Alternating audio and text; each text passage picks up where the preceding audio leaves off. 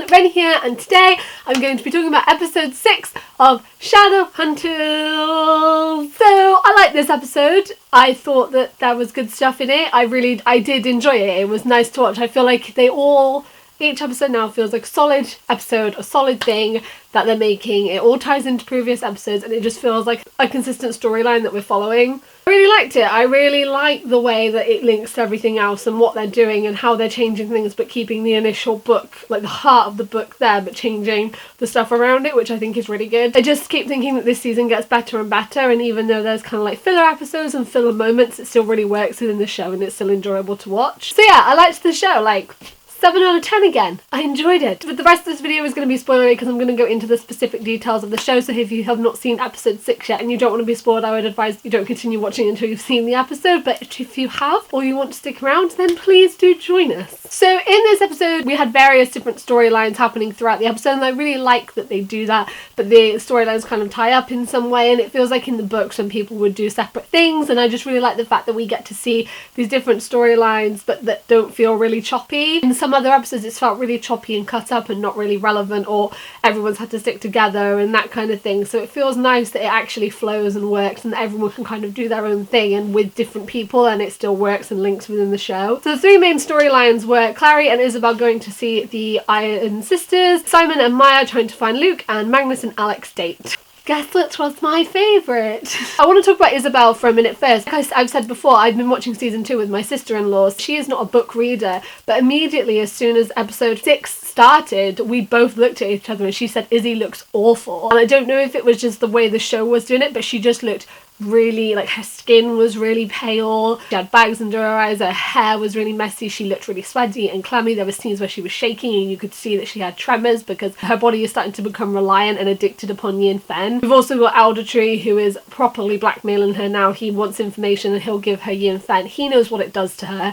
he knows what it's going to do, and the fact that you can't really stop taking it. I was explaining to my sister-in-law exactly what it was in the books, and she was saying obviously, you know, that really came across in the show and you could really see the effect that it was having on her. I really think that Emerald is playing that really well. She definitely seems like there's something wrong, and it definitely is something that's going on and really affecting Izzy. I like that they kept it from last episode and she's not suddenly cured, and I really hope they continue to have this storyline and they continue to show the effects of Yin Fen and just how bad it can be, and obviously everyone will find out at some point, and I'm hoping that they keep it as like a solid part of the story. So Clary and Izzy go to the Iron Sisters. I really love the Citadel, like the whole layout of it, the way the Arch had all of the weapons, and then the scene at the start when you could see them creating the weapons and making sure that they worked and you could see what they did, and it just was really good and it really showed what the Iron Sisters do. While it was good and while they looked good, they just kind of looked like Shadowhunters that just were a little bit special. In the books they look a bit different. They've got different colour eyes, they've got really bright orange eyes. They didn't feel like,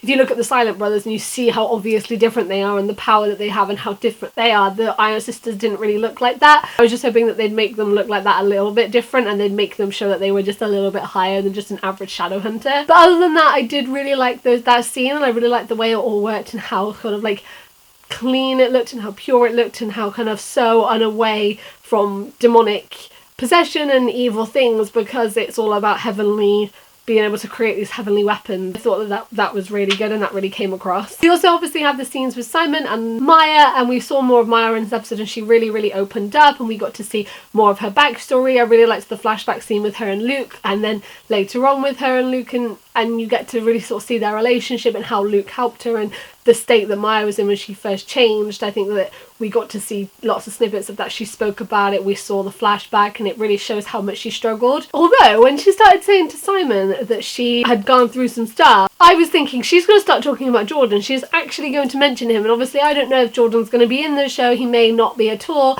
but I really thought she was going to start talking about him, and then she didn't, and she started talking about something else. But it made me really curious. I'm wondering if Jordan is going to appear at some point, or she is going to mention him, because obviously he is a big part of her life in the book, so I am interested to see if he does play a part in the show, and I really did think she was going to talk about him there. I really liked the scene with Simon and Luke when he stopped Luke and he was talking to him and he was saying, "Remember when you did this, I need you, Clary needs you," because not only does it show the bond between Luke and Clary and how he is like a father to her, it really shows how Simon has grown up with Clary as well, and like how much of an impact Jocelyn and Luke have had on Simon's life, and it just shows how intertwined Simon and Clary are and how they really are just best friends. It just really showed, and I really liked that. It really showed how much of a relationship Luke and Simon have, and that was good. Also, Raphael in this episode erased Simon's mum's memory, and she did not remember Simon coming back. Simon goes back to where his little canoe is by the wharf den. I'm interested to see if his mum is going to come back, if Simon's going to tell her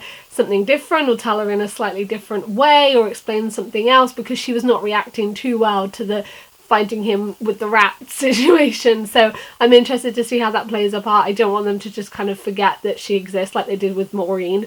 I would like to actually for there to be more of a storyline. The scene in the car with Maya and Simon was really good when he's talking about Jace and she's like, Jace Wayland, I tried to kill him, and you just see that look on Simon's face, which is so Simon, this little smile and this little smirk, because he does not like Jace at all, and I just really liked it. I thought that it was really good, it really worked, and it just definitely felt like Simon, and it was just a good scene.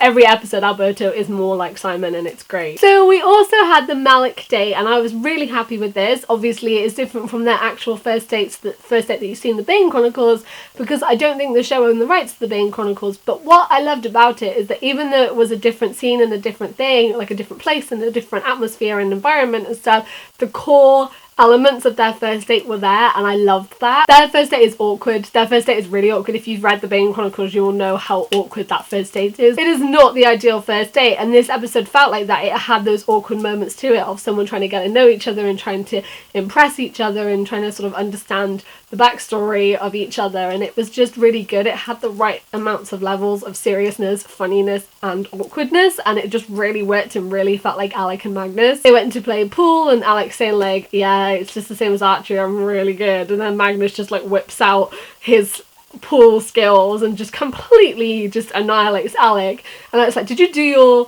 thing? The thing with Malik in the books is like they really do like each other, but they are constantly torn between what they want, and Alec wants to know more about Magnus's past. Magnus doesn't really want to talk about it. They just kind of want the same things but also want different things, and obviously they have to come to a really big compromise when it comes to City of Heavenly Fire, and stuff happens in City of Lost Souls. Alec is constantly feeling inferior and unexperienced, and it just really showed, I think, in this scene. They have that scene when they're at the bar and they're talking. Magnus says that he finds his like competitiveness and that kind of thing really kind of invigorating, and he says, yeah, like, but I'm sure most of your exes do, and Alec mentions Lydia, and Magnus is like, wait, is Lydia your only ex? And then he's like, just haven't had time for a real relationship. And I think Matt played that really well, because Alec feels really insecure about that fact, and the fact that he is inexperienced and he hasn't really had a relationship in the books. He hasn't even had Lydia, she doesn't exist in the books. So it really came across well, and I think he played it well, and then Harry played Magnus's reaction to that well, because it doesn't actually bother Magnus, but it's just him trying to get his head around it, and I think you could definitely see that on Harry's face. And Alec then also feels inferior because Magnus has been with a lot of people, because he is centuries old, and when he tells him, he's like, you can round down if you want, it's just a question, just how many? And he's like, 17, and I used to like, his face lights up, he's like, oh, that's wait, 1700? 17,000? And you just see like the shock on his face, and I think that Matthew Daddario played that really well, and the reactions really well, and it was just really good. I really like the fact they had the scene when he was like, look, I'm centuries old, I've been with warlocks and sealies and that kind of thing. And they had that speech, because he says that in the book. He actually says it in front of Maris in the books, if I remember correctly, which is quite funny. But I wish that after the end of that he'd said, but not a Shadowhunter, because that's one of the things about Magnus, is he's never been in any kind of relationship with a Shadowhunter. So I wanted him to say, like, I've been with all these people, and he didn't list a Shadowhunter, and then say, but never a Shadowhunter, because I think that would have made Alec feel a bit better. But yeah, so they have this awkward scene, and they're kind of still trying to get to know each other and trying to work out if they're compatible and if they kind of work out their feelings towards it, and they go back to Magnus's house, and it's really like awkward, and Alex like, maybe we're just too different, maybe I should go, and he's walking towards the door, and I was like, don't you dare. Like, me and my sister-in-law were like I was holding her arm, just like, no, he can't go. And then he turns around, and I was like, yes. They obviously kiss, and then he says to him, I heard relationships take effort, and he's like, I'm all for effort. I was like, yeah. I've seen the promo videos from next week, which I don't know how that's gonna go down, and I've also seen the promo stills from episode 8, so I am intrigued as to what is happening there. And Jace comes in and totally interrupts and says, can I stay with Magnus? This is actually something that happens in the book, not in the same way. He actually gets properly exiled and has to live with Magnus, because he has to be monitored by warlog in the books, so he actually has to say that this is him doing it by his own choice.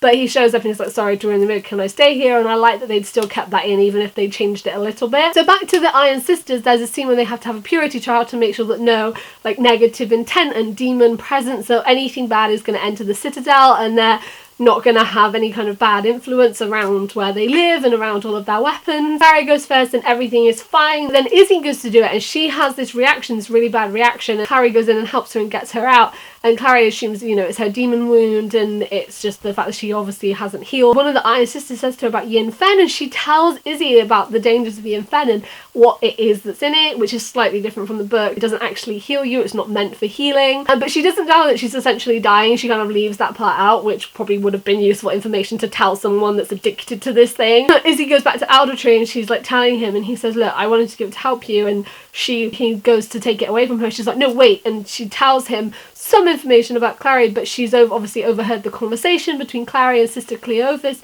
about the rune, which I'll get to more in a minute. But because Izzy had overheard that, I was so scared that she was going to tell Aldertree about it. And obviously if Aldertree is dodgy, or if he is Sebastian, or if he's working for Valentine somehow, like, that would not have been very good. So I was like, please don't, Izzy. I was like, please, please, please, please don't do this. And she didn't, which I thought was really good. She just said obviously she has no demon things in her, and she gave as much information as she could, and she didn't kind of rat Clary out and tell Aldertree something that Clary would not have wanted him knowing. But like, I still think she's going to get more Yin Fen and she's going to become more addicted to this stuff, and I'm really interested to see how that goes. I also liked the Clary and Jay scenes in this. At the beginning when they're in the room, they're looking through the grey book and they're talking about it, and I really liked that their kind of relationship is back, and they're talking about things and working things out and trying to find those things between them and trying to find that line of how they can work together and how they can start to build on their relationship. And obviously Aldertree and Jace, he wants Jace out of the Institute, and the more I see him, the more I think he's Sebastian, or like,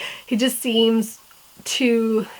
I definitely just don't think he's working for the Clave. He's definitely dodgy somehow. And then obviously this episode ended on a massive cliffhanger where Sister Cleophas, Harry told her about the rune on her hand, and how she created it and what it was and what it did.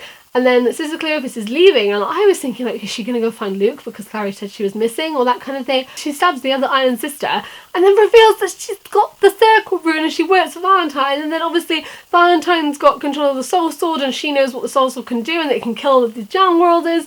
And then she now knows that Clary can create runes, and then it's just gonna it's just gonna cause so many problems. They specifically told Clary not to tell anyone, and she told someone. I was like, Clary, no. But yeah, I did enjoy this episode. I definitely thought that, like, all the scenes just flowed better, it all worked. I was just kind of like those establishing shots of what was going on and what was happening, just starting to feel so much better and so much more like a solid show. I really liked the acting in this as well. Like I said about Magnus and Alex State, the way they played that was fantastic. Alberto, as usual, played Simon brilliantly. I really loved Clary when she was in the Citadel and she was talking about how she's Valentine's daughter, but she definitely doesn't agree with him and he killed her mum and what he did to her brother and stuff. And I just thought it was really powerful, and it was just a really good speech, and really showed like how Clary cares about the people around her and how she's definitely on the right side. And then, like I said before about Izzy and the way you could see the symptoms and she was struggling with Yin Fen, I just thought it was really good and it really worked, and I just really liked this episode. I just think that it, you know, even if it wasn't like the most exciting,